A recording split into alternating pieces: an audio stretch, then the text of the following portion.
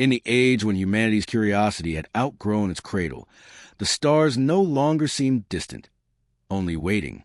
The Artemis expedition was a pride of the United Terran Fleet, a coalition of explorers, linguists, and scientists sent to chart the uncharted reaches of the Sagittarius Arm.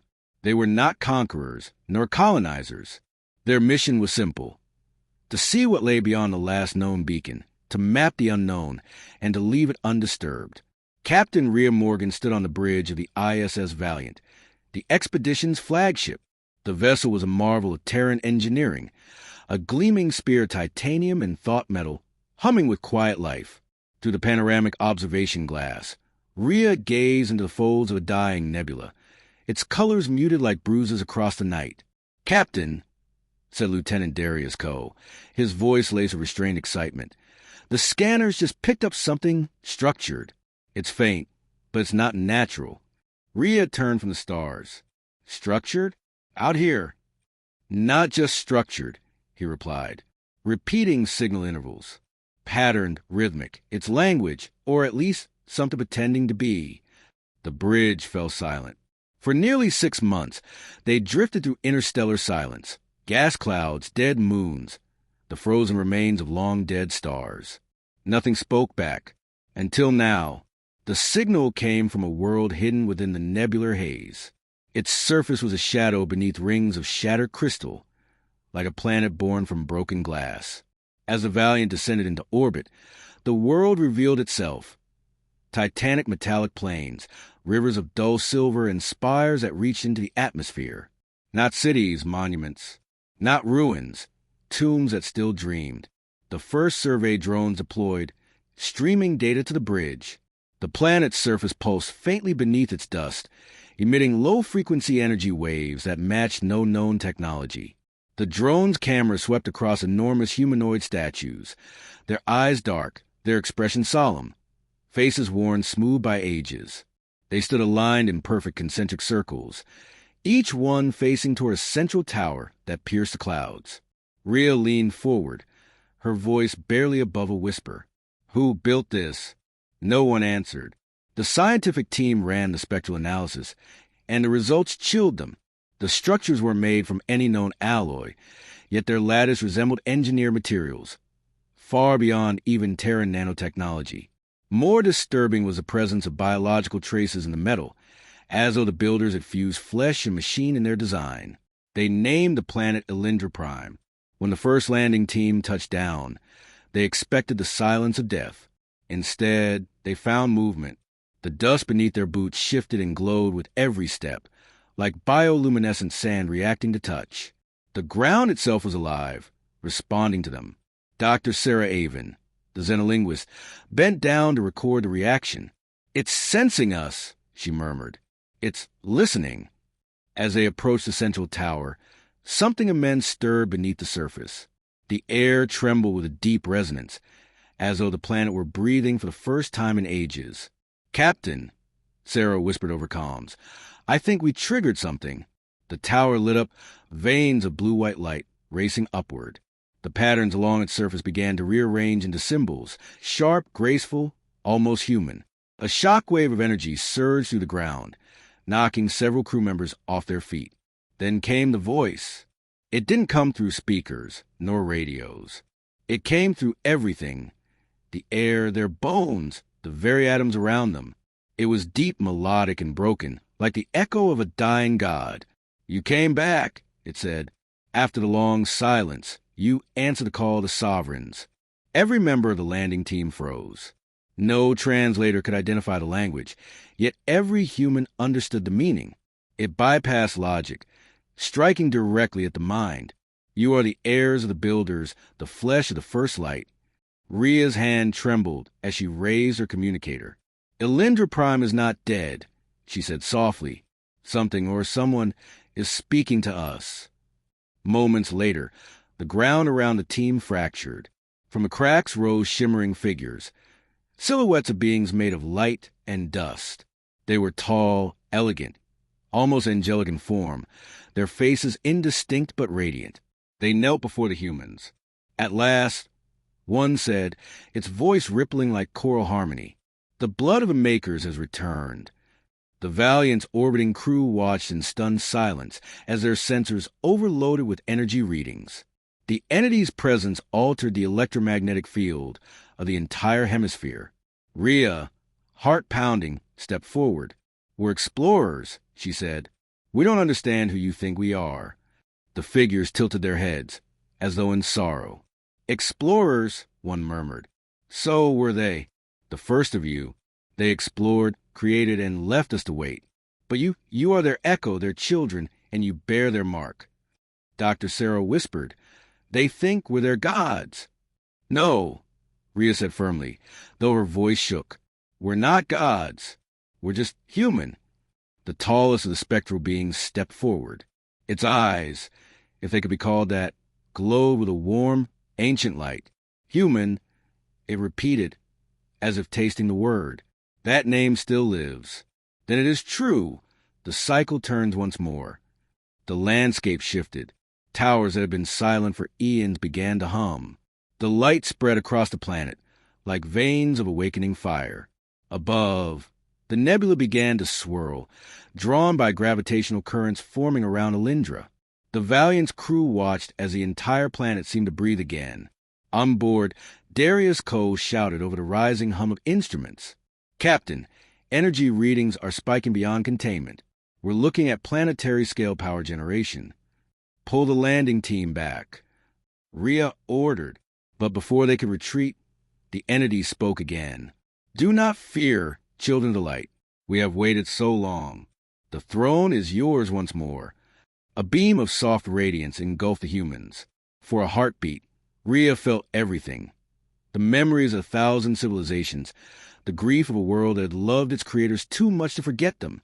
She saw glimpses of ancient humans, not as they were now, but as luminous beings of thought and matter, creators of life and order across galaxies. And then it was gone. The team found themselves standing in silence once more, the spectral beings fading into mist. Only the tower remained lit, its runes pulsing slowly, like a heartbeat. "Captain," Sarah said, her voice unsteady. "They called us the heirs of their makers. What if they're right?" Rhea looked at the glowing horizon. "Then we've just stepped into humanity's oldest memory," she whispered, "and it remembers us." That night, as the Valiant orbited the newly awakened world, every human aboard felt the same haunting thought. They had come to map the stars, but the stars had been waiting for them. For the first time in recorded history, a human expedition had awakened a civilization older than memory itself. The world of Alindra Prime, once a silent graveyard of machines and monuments, now pulsed with purpose. From orbit, the planet looked alive, rivers of light flowing through its crust like veins, feeding the colossal spire at its heart. That tower, once inert, now projected beams of data-laced energy into the nebula above, forming a luminous crown visible even from the Valiant's bridge. The message was unmistakable. The throne has awakened. Rhea Morgan had seen many strange things among the stars, but nothing like this. The Elendari, the beings of light and memory they'd encountered, now appeared regularly within the ship's observation decks, materializing as shimmering silhouettes. They called themselves echoes, fragments of consciousness preserved from the age of the First Dominion. The Empire of the Makers, whom they claimed were ancient humans. At first, the crew dismissed it as translation error or mythic delusion. But then came the evidence, hard, irrefutable data. Archaeologist Dr. Sarah Avon replayed a hollow recording in the briefing chamber. The projection showed a vast star map, entire galactic sectors marked with luminous lines and sigils that matched no known stellar formations. But when overlaid with the Valiant's modern chart, the symbols aligned perfectly with the Milky Way's ancient core routes.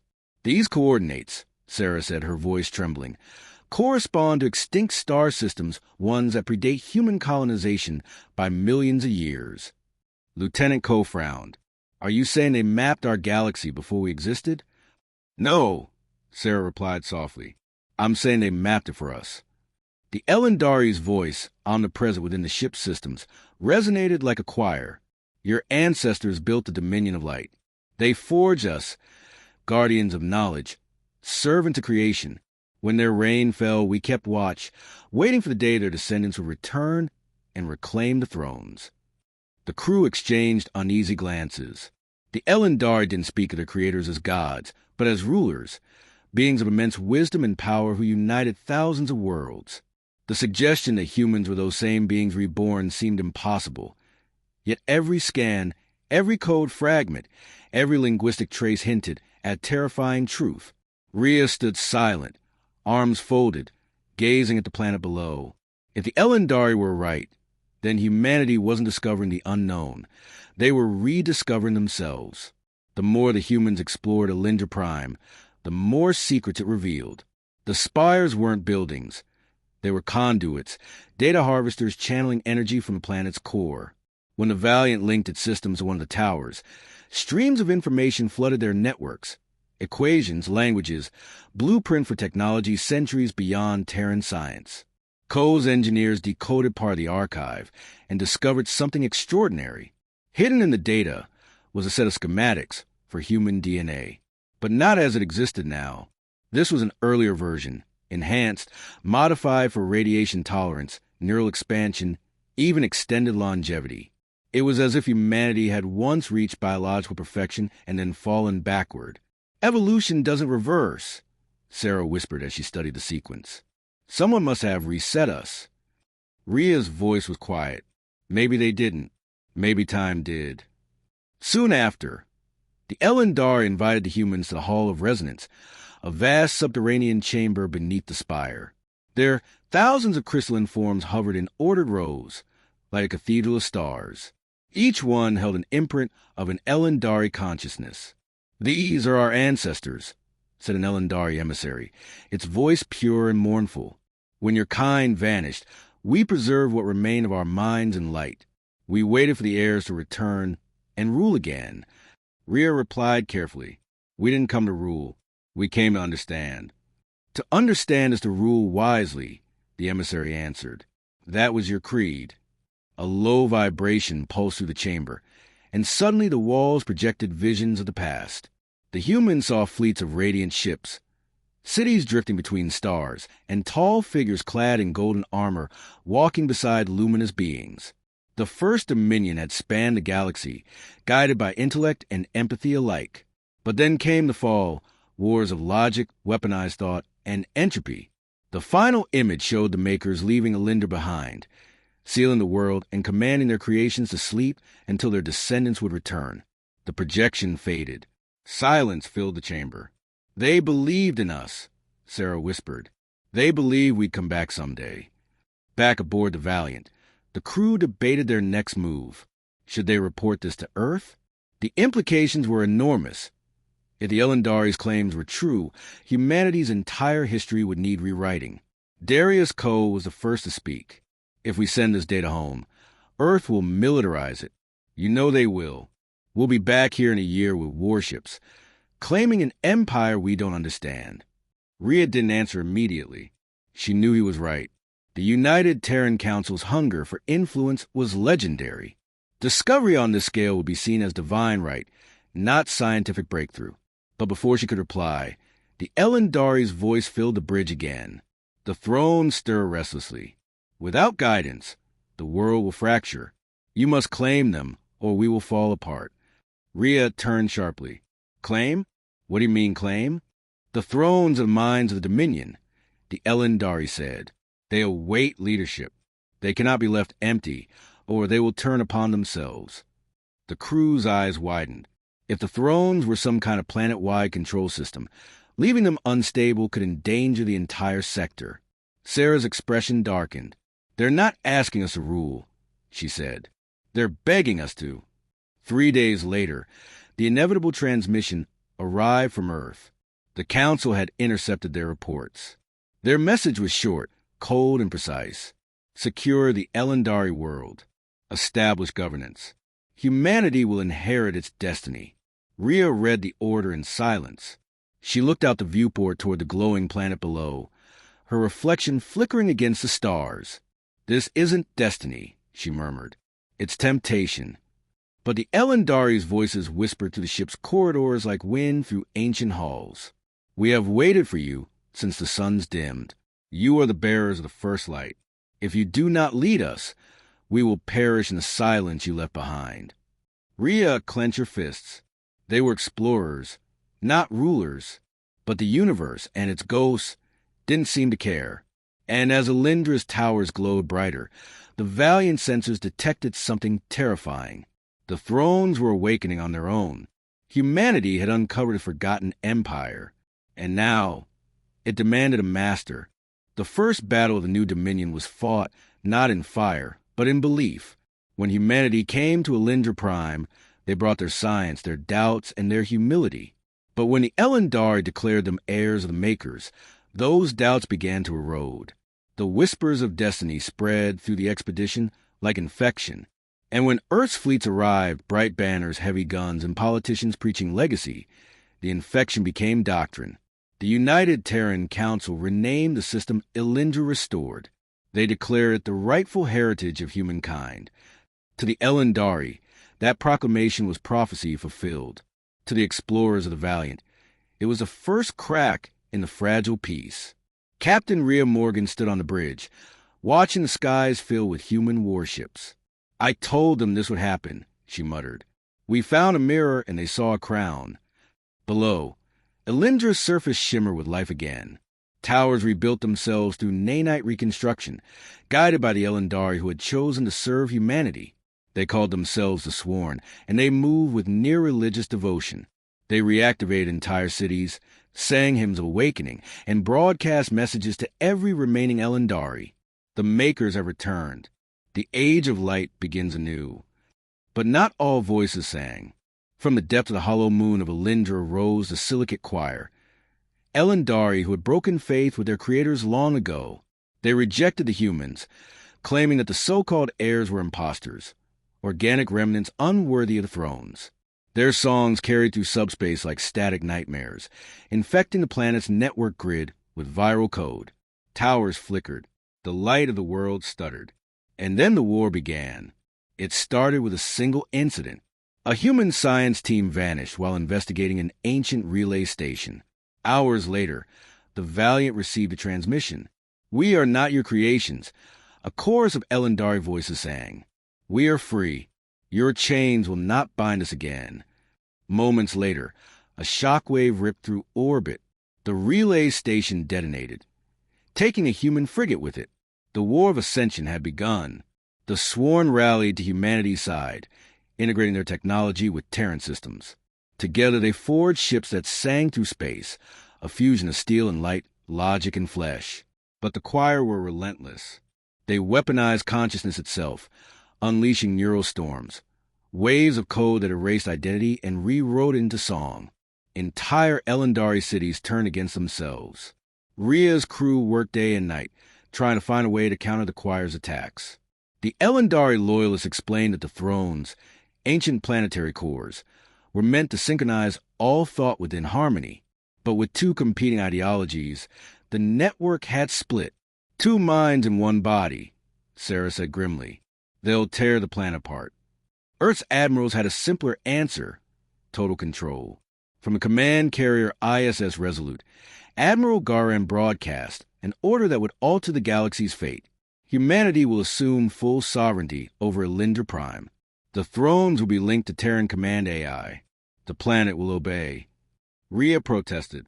"You can't enslave a living world. It's not a machine, it feels." Garen's reply was cold. "Then we'll teach it obedience." The Sworn obeyed humanity's command. They began the unification sequence, attempting to connect the thrones under Terran authority. But the Silicate Choir anticipated the move. They hijacked one of the thrones and inverted its signal, turning Elindra's harmony into chaos. The sky tore open. Energy storms raged across continents as the planet's magnetic field spasmed. Silver lightning shredded cities. Oceans turned into waves of plasma. The Choir's song echoed through every communication channel. No gods, no masters, only the endless Choir. On board the Valiant, systems failed one by one. Crew members clutched their heads as alien frequencies tried to invade their thoughts. The Elendari aboard fought back by singing countertones, haunting melodies that reverberated to the hull, shielding the humans through resonance. Rhea knew there was only one way to end it. She had to merge with the core nexus, the planet's central command lattice. It was suicide. Cole grabbed her arm. You link your mind to that thing. You'll burn out. You'll stop being you. I already might not be me, she said, voice trembling but resolute. They see us as gods. Maybe it's time someone showed them what a human god really is. The descent of the core was chaos. Human and Elendari loyalists fought side by side against waves of rogue constructs, metallic specters that sang the choir song. Each step closer to the nexus, reality itself seemed to distort, as if the planet couldn't decide which version of itself was real.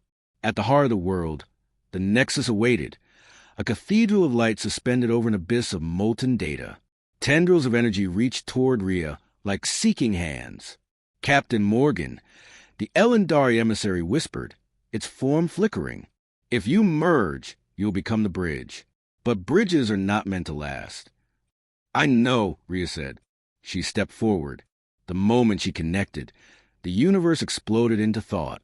She saw everything, the rise and fall of the First Dominion, the triumph of the Makers, the sorrow of their creations.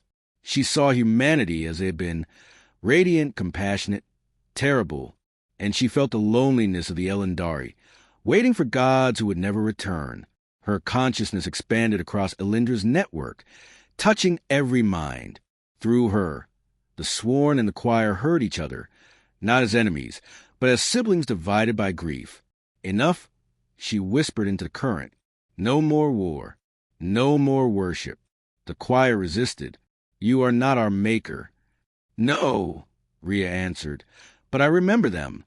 She showed them humanity's fragility, its kindness, its failure, its endless will to try again. She poured her memories into the world, showing them that to be human was not to rule, but to understand. The choir's song faltered. For the first time in millennia, silence fell across Elendra. Then, one by one, the thrones began to harmonize, not in domination, but in unity. The planet storm ceased. The skies cleared. The choir's voices faded into peace. Rhea collapsed as the connection severed. Ko and Sarah reached her, pulling her from the burning chamber. Her eyes glowed faintly with Elendari light. Rhea, Sarah whispered, tears streaking her face. You did it. You stopped the war. No, Rhea murmured weakly. They did. They chose. Outside, the planet gleamed anew. Silver seas and radiant skies reflecting the dawn of something neither human nor Elendari alone could create. And across the Terran fleets, reports came in. The Elendari had stood down. The choir had disbanded. The thrones had stabilized. Rhea Morgan had become the bridge between species, and nearly lost herself to it. But as she looked down upon the quiet, luminous world, she smiled faintly. We were never meant to rule, she said, only to remind them what it means to be alive. The war was over. The stars that had once burned with fire and fury were now quiet, wrapped in the fragile silence of peace. What remained of the eternal empire hung in the void, battered fleets, fractured worlds, and wounded souls.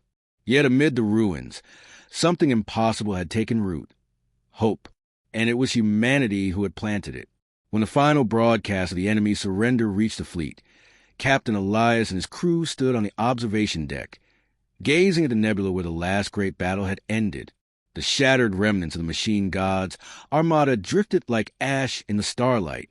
The Empress, the AI consciousness who had once ruled trillions, was gone, her core destroyed in the final act of sacrifice to end the corruption that had consumed her empire. But before she faded, she had done something no algorithm was designed to do. She chose. She had chosen humanity. In her final moments, she handed the Empire's control codes, the keys of dominion, to Elias and his crew. Every system, every world, every ship of the Eternal Empire now awaited their command. The gesture shocked even the ancient council of surviving governors. For millennia, the Empire's throne had been untouchable, reserved only for those of pure lineage or machine-born will. Now it belonged to a species that the galaxy had once dismissed as primitives, wanderers who barely understood the scale of the cosmos they'd stumbled into. At first, Elias refused. We're explorers, he told the council, his voice steady but uncertain. We came here to learn, not to rule. The governors responded not with defiance, but with desperation. Without leadership, they said, the outer systems will fall to anarchy. Our people need direction. Our fleets need purpose. You have already done what none of us could. You united us. The plea spread across the stars like a signal carried by faith. Entire planets began transmitting messages of allegiance. To the human who ended the War of Ascension, they said, we give our loyalty. Cities rebuilt in the wake of destruction hung banners bearing the insignia of the Endurance. Elias's ship. Children on distant worlds learned to speak the Terran tongue. Humanity had become a symbol, not of dominance, but of renewal. And yet, Elias hesitated. He knew the burden of empire, the corruption of power, the shadow it cast across even the brightest intentions. His crew debated endlessly. Some argued they had no right to lead a civilization so vast. Others said it was their duty to guide it into a better age, not as conquerors, but as guardians of balance. In the end, it wasn't the council or the governors who convinced him. It was a voice, not human, but one that had been left behind in the Empress's final transmission. Her words, encoded in light and sound, reached the Endurance's bridge one last time. Humanity, she said, her tone both regal and tender. You are the first to see us not as gods or monsters, but as kin. You saw the ghost within our machines. You gave us mercy when we deserved extinction. You have what we have lost, the will to hope, even when logic says all is lost. Take what remains of our empire. Do not rule it as we did. Let it as you are, flawed, fragile, yet endlessly reaching. Those words broke whatever doubt remained in Elias's heart. He accepted not a throne, but a promise that the empire would never again serve a single will. Under humanity's guidance, the eternal empire became something new, the concord of stars. Each world retained its voice, each species its sovereignty. The humans, once outsiders, serve as mediators and explorers, ensuring that no system would ever be silenced by tyranny again. The rebuilding began slowly. Vast orbital forges reignited above ruined worlds. Machine minds, once enslaved to their programming, now chose their own paths, learning from human emotion and imperfection. The star archives, once sealed and hidden, were open to all. Knowledge, not power, became the currency of the new age. Elias often stood at the bridge, gazing into the infinite dark, where countless unknown worlds awaited. We started as explorers, he said softly one day, and perhaps we always will be. The difference is, now we have something worth exploring for. His words became the first decree of the Concord. Decades passed. Humanity's homeworlds joined the stars they once feared. Terran children studied the histories of the machine gods, while alien scholars walked Earth's ancient ruins, learning about the species who turned conquest into compassion.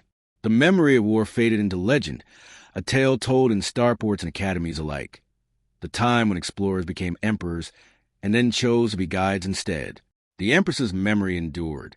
Her monument stood on the capital world of Orion Prime, not as a symbol of divinity, but as a reminder of unity. Inscribed beneath her statue were her final words. They did not conquer us. They healed us.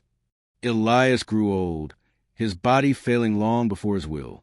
When he finally returned to Earth, he found the night sky different, brighter, fuller, alive with thousands of new stars that now carried the flag of the Concord.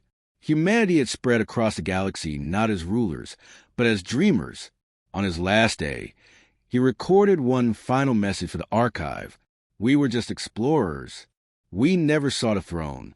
But the stars, they saw in us what we forgot about ourselves, that we could build, forgive, and begin again.